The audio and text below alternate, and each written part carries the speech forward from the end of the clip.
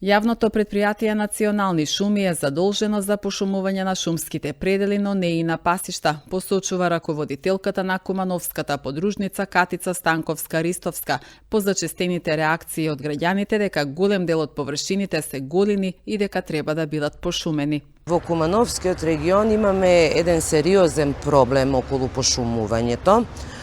Тоа е што голем дел од тие голини што граѓаните ги гледаат, значи се всушност приватно земјиште, а еден дел припаѓа се пасишта со кои стопанисува јавното предпријатие пасишта.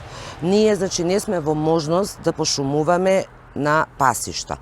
Така да тој проблем, јас се надевам во догледно време ќе биде решен, значи во координација со јавното предпријатие Национални шуми и јавното предпријатие пасишта, затоа што евидентно е намалување на сточен фонд во нашиот регион, така да сега во подпролет, значи лето, имаме висока тревна вегетација во тие делови, што представува голема опасност од пожари. Евидентно ќе се намали и, да кажеме, пожарите ќе се намалат и секако, значи, за градот зелената површина би била многу битна и покорисна. Значи, ние немаме ингеренции во урбани средини. Тука си стопанисуваат јавните предпријатија, како што е чистота и зеленило.